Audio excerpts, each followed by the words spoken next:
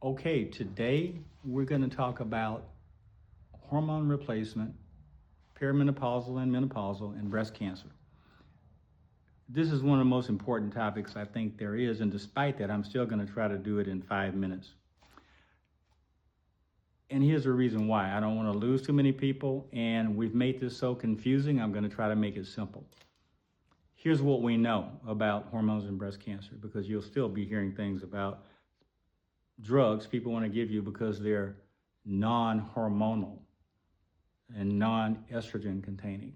So here's what you need to know. When estrogen and hormones are given to you and managed properly, not only do they not increase your risk of breast cancer, they reduce your risk of breast cancer by at least 10% and possibly 30% or more. So when you hear about the usage of old standard hormonal therapies that people say don't significantly increase their risk, what they really mean is that it does increase the risk. They've just decided that degree of risk is acceptable.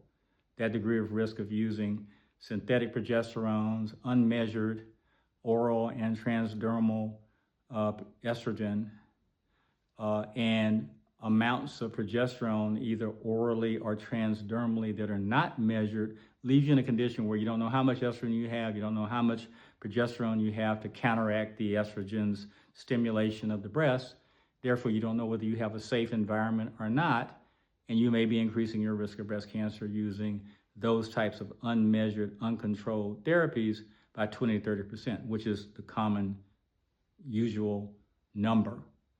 And the majority of the medical profession has decided that a 20-30% increased risk in breast cancer is acceptable. I disagree. By using precision, balanced, natural bioidentical hormones transdermally as a cream, you can expect a 10% reduction in breast cancer risk to 30% or more. And that's what the evidence shows. That evidence also is supported by the science, the bench science. We all know by now that estrogen stimulates the breast glands and cells, and unchecked can increase the risk of cancer. Progesterone interferes with that. Testosterone interferes with that. Estriol interferes with that, which is why we give all of our patients, we make sure they have enough estriol. We make sure they have enough progesterone. We make sure they have enough testosterone, which is unheard of to balance and look at all those things in conventional women's menopausal, perimenopausal hormone care.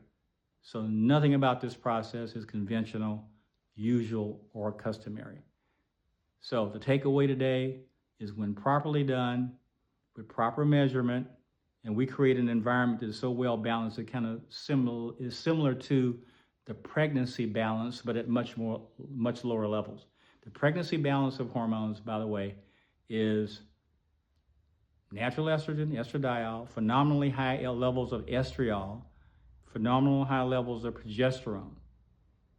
And what does that get you? It gets you a 10% reduction in breast cancer risk for every pregnancy. Unless you have a very early pregnancy, there's a 40-50% reduction in breast cancer risk. We reproduce that in our bioidentical precision balanced hormone therapy.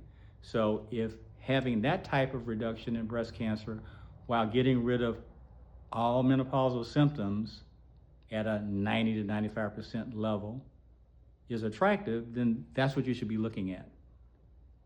Nothing synthetic, nothing unmeasured and unchecked and unbalanced.